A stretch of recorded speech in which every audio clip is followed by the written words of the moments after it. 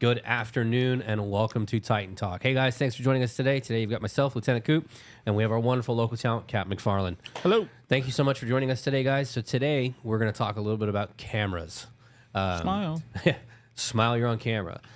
So we get a lot of conversations about this with people who want to record us during what's going on, and then not just that, but phone usage in general. Yeah, that's a killer for on-sites. Yeah. As far as complaints go. So the two things that we wanted to bring up today are the smile you're on camera, and the big thing there we'll talk about is not only that we're always on camera, because everybody's got security cameras now, but is the fact that when something's going on, somebody always wants to bring their phone up and say, hey, I'm going to record you. Perfectly and then fine. Phone usage in general. Yeah. So getting into the first topic of smile you're on camera, the big thing I've always told everybody is to remember is that everywhere we go, we're on camera everywhere. It doesn't matter if you're in street clothing, in uniform, from point A to point B, there's a camera somewhere that is viewing you. And to remember that, you know, our clients have cameras, the people we go shopping at, they have cameras everywhere. And it's just to know and understand that. And to have someone come up during an incident and say, I'm going to record you, that's fine. That's perfectly fine. You're well within your rights to do so, and I have zero issue with you doing it. The only thing I'm going to ask as a security officer or law enforcement that will do is say, can you take 3 or 4 steps back for me so you're not in the middle of what's going on? Yeah. As long as you're safe, I don't care. Yeah. I just don't want you to get hurt. Yep. They just can't interfere with what you're doing or cause or they can't interfere or they can't cause themselves or someone else to be put in danger because of the positioning. And so just a nice way to explain it is just say, hey, you're more than welcome to record. I usually give them my name at that point because they're going to ask for it. Every time. And I'll say, hey, I'm Captain McFarland. If you could just kind of record a little further back because this individual's actively taking off his clothes right now because he's on drugs. So will you please let me, just give me enough room to do my job, and I'll answer any questions or anything like that when I'm done. And 9 times out of 10, that kind of diffuses it because they're trying to get a rise out of you. They're trying to get you to react. They're trying to get that bad reaction that they're hoping for, and because that's what they're shooting for. Is they're shooting for you to freak out that they're recording you and they want you to like focus on. And it's not that. It's nope. You're perfectly fine. If anybody sticks a camera in your face, asks for comments or anything about a situation, just a simple answer of no comment. No comment, and that usually gets them to leave you alone. And it's not so much from a liability standpoint because we do want you to say no comment, but just a safety thing too because you can get a rise out of people and those guys that. I mean, you'll see it all the time. Like the big one is like the auditors. That's what I was gonna say. Those guys that don't have a real job and go around and try and cause issues with people that are try to protect their community, and it's just like they went up to our guys and we're privately owned, so we're not government officials, and he thought that we were, and so we had to abide by those rules, which we don't. And so instead of just sitting there spinning with the guy in conversation, just no comment and move on, and go about your day. If they're in your way, you're doing your job, just be polite and say, hey, please excuse me, I continue my patrol or whatever you got to do. Big thing to remember is that you're in a public space. It may be a private building or it may be something like that, but it's a public space. Everywhere that we go is a public space that they're allowed access to. And if they want to pull out a camera and they want to record, they're welcome to. The big thing is just say, hey, look, I just need some space. You're welcome to record, and I'll happily answer anything I can answer. But if you're looking for any detail, I can't comment, or you're more than welcome to call my company, and they'll answer anything they can for you. But you're welcome to record. I just need you to take a couple of feet back so that way I can interact with this individual here, and you're not in danger, I'm not in danger, and they're not in danger. Yeah, if you find yourself overwhelmed with the situation, just call your supervisor. Yeah. So just call lieutenants or your direct supervisor and just say, hey, got a guy that's pestered me, won't leave me alone, and so send somebody down there that's got more experience with it. Not that we don't trust you to handle it, but if you seem a little in over your head, someone's getting underneath your skin, back out of the situation, just excuse me, and then just call your supervisor. So we'll swing out and handle it for you. So that pretty much covers that. Just yes, there's no you need my consent or anything. No, just leave them be. Leave them be. Yeah. As long as they're not interfering with you or causing you to putting yourself in danger or themselves or the individuals you're working with, they're just a fly on the wall at that point. Yep. But phone usage, I'm kind of being a hypocrite because I use it while we're on the podcast, but I always have to kind of check my boss. This is a good analogy. Our job is checking the pots in the kitchen. Okay, the potatoes are almost ready to, and so I have a tendency to do that and I do that just by keeping my finger. I do the same thing. The only difference is mine's here, and when it goes off, I can see it and do all I got to do. Yeah, I'm blind, so I got to hold mine up close. I take to my face. my other one sits down lower, a little lower, so it stays out of view a little bit better. But no, there's one thing from checking the pot and making sure that nothing's boiling over and nothing's on fire. To watching Netflix. Yeah, there's absolutely a difference. Yeah. You know, if I've got friends or family that are in town and they're texting me and they're doing whatever, which is not anyway. You know, they're texting me about stuff like that. There's one thing to check your phone and make sure that everything's okay, but it's a whole different thing to sit there and watch Netflix or TikTok or Instagram or Snapchat. Have a FaceTime conversation with somebody. Yeah, that's a completely different side of it. You know, that's stuff that you shouldn't be doing while you're on post. But checking a text message or checking the time, I always get that one too.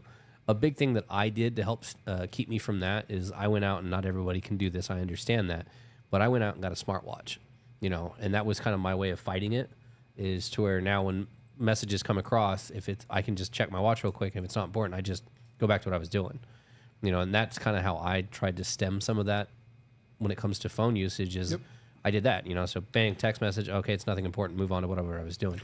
And I don't have to pull my phone out. It's not this huge thing. But at the same time, if it's something simple, checking the time, checking a text message or something like that, like this, his phone goes off, he checks the message, makes sure it's not an emergency, and then he goes back to doing what we're doing. Responds if necessary, and then bam, he's done. That's different. I perfected it.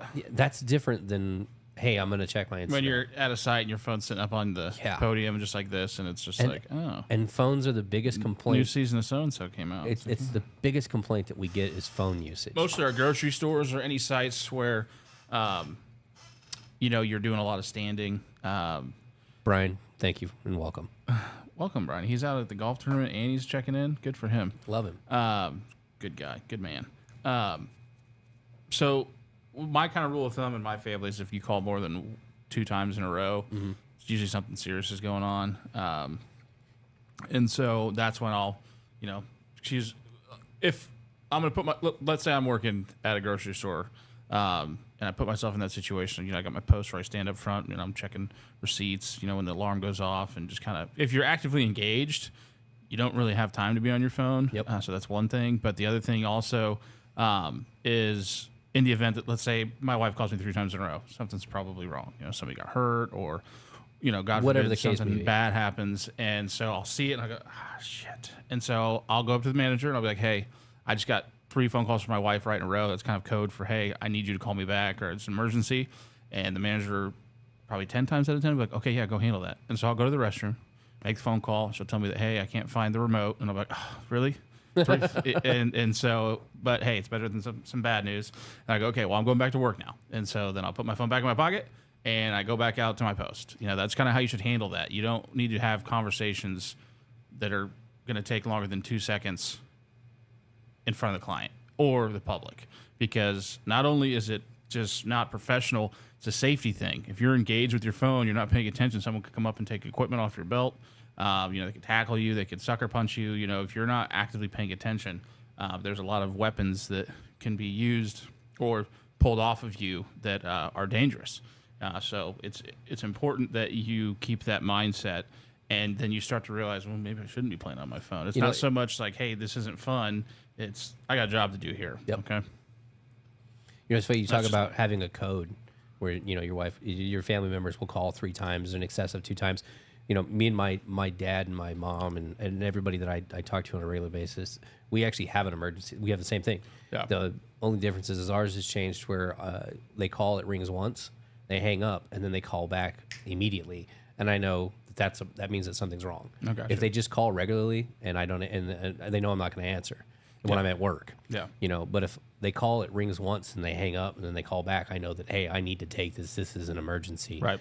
Because it's the same thing as when I took this job, my dad asked me, and you know, I was out in the field, and he goes, well, what if I need to call if something's wrong? I was like, Dad, you remember when we were a kid, we had this thing set up when... Yeah, a little system set up. I said, let's go back to using that. So if you call and hang up and then call back, I know I have to take this phone call. Right. And it's the same thing. I was like, hey, I gotta take this real quick.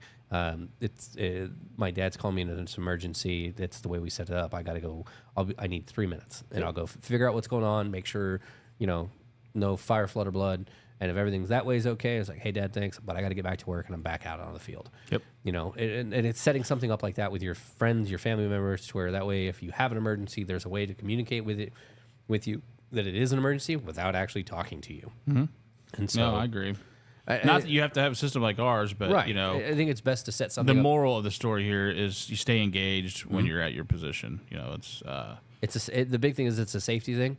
It keeps you out of danger, and it keeps everybody else engaged with you as a security officer. Your shifts are going to go by a lot faster too. Absolutely. When you're talking to people and you're engaged with not just your clients, but the people that their patrons and stuff, it makes the day go by, because when you're sitting there and you're staring at your phone, you're staring at a clock and you're watching the minutes, and it's annoying. I'll be 100% honest. I've been engaged all day today. In particular, I've been overly engaged, and I almost missed a podcast time. McFarland was walked up to me and he goes, "Hey, I got to finish this real quick, and then I'll be ready for the podcast." And I went, "Podcast?" I was like, "It's not time." And I looked at the clock, and I was like, "Oh my goodness!" Yeah. I was like, "When did it get to 1:40?" It's Monday, so it's been fast forward all day. I mean, today it's literally flown by. Yeah. So but that's that being engaged. That's where that advantage comes from. We even went out to the golf event for an hour to help. We sponsored a hole, and this is really embarrassing. I don't remember the name of the tournament, but it's a fundraiser. So we, sponsored a hole and give out our merch and stuff like that. It's kind of a networking thing, and that was an hour long, and it was a lot of fun. But even with that, usually that'll kind of drag your day out, because I'm not, glued to a computer working on coverage or whatever. And it doesn't feel like 2:30. No, it's like 11. No, it really doesn't. Like I honestly, when you told me, "Hey, I'll be ready in 10 minutes," I was like, "What?" I was like, "It's not that time," and I looked at the clock and I was like, "Oh my goodness, where did the time go?" But other than that, guys, I mean, it's the basic stuff like that. It's keeping yourself safe. It's keeping everybody else safe. When you run across someone who wants to record you or when you're wanting to play on your phone, it's those little things like that keep you safe. And that's our end goal is your safety. That's the big thing that we worry about on a daily basis, is making sure that everybody goes home the way they came in, because that's the end goal there. My dad asked me a long time ago, what do I classify as a good day doing this? Because you run into people on their worst days and stuff like that. I told my dad, I said, I know I had a good day when everybody left the same way they showed up. I think to me is a perfect day. We got that banner in the patrol room still, where I think it says, "Get home safe," or like goals of the day or whatever. Yeah. And it's like, get home safe and don't end up on YouTube. That's pretty much all we want is, you stay safe and you keep people safe and handle situations accordingly. So right. What's the weather looking like? Moving on to our next segment. It's really becoming weatherman at this point. It's a great job. You can be wrong all the time. I think we are. I think I called for rain today, and it hasn't rained. I know I called for rain over the weekend, and it did. Yeah, you won on that. It was very rainy. I'd say Saturday was all day. Yeah, it rained all day Saturday and Sunday. It stopped about halfway through the day Sunday, so I didn't get to do any pool sitting. So I was a little upset about that. Of course you were. I was looking forward to it. Let's see. Tomorrow through Thursday, it's going to be low 80s to 90. Looking at back into the 90s again. Yeah, for one day. Friday, Saturday, we're looking like low 80s again. Beautiful today. Oh, it's gorgeous. 70. Like at the golf course, everything was green and everybody's in a good mood. I was like, man, I could go for a few more of these. Yeah. Doesn't look like there's any chance of rain. There's a slight chance on Friday. I say slight because it's Kansas and Missouri, and it's 55% chance, so that's slight to us. Cool. Other than that, everything else, weather-wise, looks like it should be a pretty nice week. Good. So, what about Saturday for the big event? Saturday. I think 80s is what Leon told me. That's not what I was looking at. Saturday, it's looking like it's going to be 82 degrees, 82. Sunny. There you go. A little bit of cloud cover, not much. Low chance. 82 clouds aren't always bad. Especially because I'll be roasting by a so you'll be standing next to a grill the whole time. That's my element. It doesn't bother me. I've worked outside almost my entire life, so I'm used to it. So the next thing we want to talk about is Saturday. This is our Titan event. So for those of you who have... What time is the start time? 10 or 10:30? I think it's 10:30 or 11. Hold on. I got to look it up. I have some... I think 100 and... if Brian's on there... Brian, how many RSVPs do we have? Charles, thanks for joining us. We're well into the triple digits. Brian sent it to me. No, that's not it. Word brought to you by our sponsors. Subway. Eat fresh. Brian, I know you sent it to me. Uh-oh. He's going to be mad. He's probably on there. Brian. Brian. What's the start time again? I don't remember. I know you're there, Brian. Memory. And he's judging me right now. Someone just popped up. Oh, there we go. Charles. Oh. Does anybody know the start time of our own event? I know what time I have to be here, but it's probably way earlier than the event start time. I got it.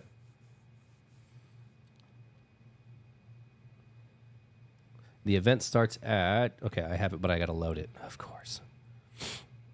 11 a.m. with food, games, and fun for everyone. Fantastic. I'm not going to say where it is because we don't want randos showing up. Got to have Titan officers only. Friends, it's like my old fraternity parties. It's like, everybody come, no dudes. Gary with the 11 a.m. Thank you, sir. 11 a.m. So if you're available to come by, even if you can only stop by for an hour, come on, swing by. He's going to be cooking, so we'll have food for everybody. There'll be games for the family. So bring the kids and, have a good time on Saturday and enjoy it. Just get everybody in and have some fun. But on that, I think that's kind of everything. We kind of plan on today being a short show. Hope to see everybody Saturday. We'll have another show on Friday, another little probably quick one like we're doing today. Just to kind of get some information out to you guys and say hi and everything because we know you guys like us, which is kind of scary, but it is. It's debatable. So we appreciate it so much, guys. Everything you do in the field allows us to continue to do stuff like this. Allows us to continue on with everything. So thank you so much for everything. Special shout out to everybody that helped this weekend. Coverage has been pretty shaky. We got a lot of events going on, a lot of temporary or emergency services going on. So we're spread pretty thin. I know you guys are pulling a lot of hours, so we really appreciate all your guys' hard work. It's like this every year. This is our busy season. So it's the playoffs basically. We get through July into August, and then it starts to be kind of slow down a little bit, and we can kind of take a breather. But it's all hands on deck, and there was a lot of people. I know on my company card, bought a lot of gift cards this weekend. So thank you guys. We will take care of you on that stuff. Stay motivated. We really appreciate you guys. So thank you so much for everything you guys do. It allows us for everything. So we appreciate it. We will catch you guys on the next one. Until then, stay safe, stay hydrated, and we'll see you then. Thanks, guys. Stay classy.